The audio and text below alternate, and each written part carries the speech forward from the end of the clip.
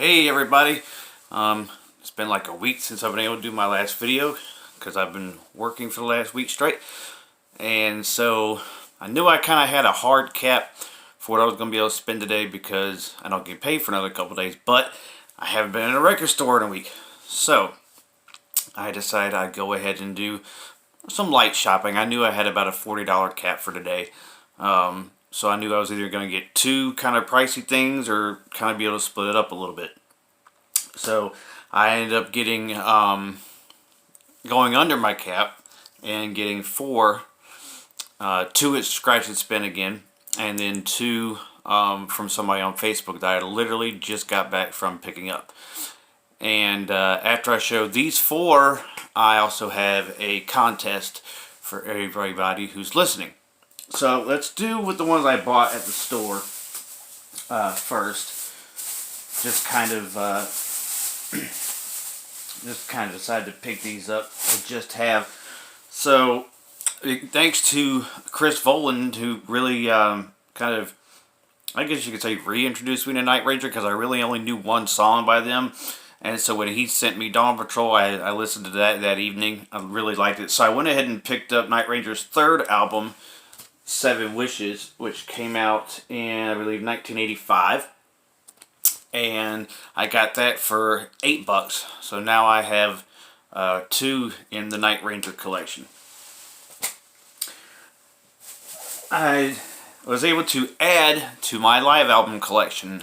I have the Half-Live, Half-Studio, ZZ Top, Fandango. I have Unleashed in the East, Judas Priest, and I have the EP, the Riot EP. So I added Frank Marino and Mahogany Rush live. This was 1978, and I got it for $4. He had two pressings of this there. One was 6 and one was 4, and I just decided to go ahead and go with the cheaper one. It's only $2 cheaper, and I figured, why not? I've listened to Frank Marino before, one of his albums. I think it was Juggernaut or something like that, and I really, really liked it. I was impressed by it. So I went ahead and picked this up. I've seen it quite a few times whenever I had been in Scratch and Spin, but hadn't decided to pick it up until now. And Daisy has decided to come in and join the fun. Say hey, Daisy. She really is highly spoiled. So I'm going to get to the ones that I really, that I picked up today from a lady from Facebook.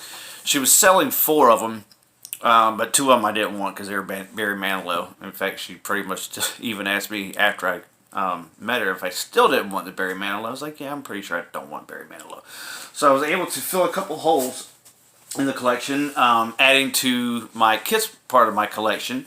This is my second album of theirs, my first in the what I would guess I call the first makeup era, 70s to early 80s. They kind of brought the makeup back with the Psycho Circus, and I guess kind of kept it.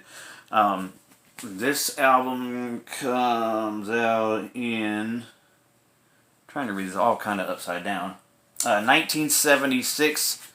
Rock and Roll Over. Got some really good songs on here.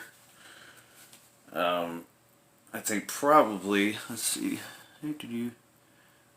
Love 'Em, Leave 'Em, Hard Luck Woman, Calling Dr. Love on here, Ladies Room. Really, really, I've always liked this album. And I'd seen it in a store. I don't know if it was a reissue or if it was just a copy nobody had listened to, and it was rather more expensive. But I only paid $10 for this one and $10 for the other one that I was able to pick up. The other one I was able to pick up from her, I was able to fill a hole in my AC/DC collection and get my first Devon Scott era and my second overall from AC/DC. And this album came out in 1976 as well. Seems like a pretty good year. Dirty Deeds Done Dirt Cheap. So I was very happy to be able to get this without having to go really expensive, and it's an original copy. Nothing that's been reissued or remastered or anything. So, contest time. I have some VHS tapes, mostly like live album type stuff. And one of the ones that I got overseas and didn't realize that when I got back home, it would not play on my VCR because they have different standard speeds from in Europe and stuff than they do in America. So I don't know if anybody in here is from Europe or if you know somebody from Europe that would like this, but I have a copy of Iron Maiden 1992, the live Donington concert. And it was really, I just kind of got into Maiden around the time that I got this, which would have been like 1999. Yeah, I know, I'm kind of late to the party on that. But I was really kind of disappointed I didn't get to see this. I ended up watching it on YouTube a couple of years ago. So I have actually seen it, just not on this. But if you know anybody who might be interested, or you yourself are interested, I have a way you can win it. And the only way you can win it is you have to answer the question that I'm going to give you, and you have to be the first to comment the correct answer. So the question that you have to answer in order to win that is, Clive Burr, who was their original drummer for the first 3 records, left after the Number of the Beast. What band did he join? And if you can put the correct answer, you'll be the first person to put the correct answer in the comments section. I will get with you and I will send you that.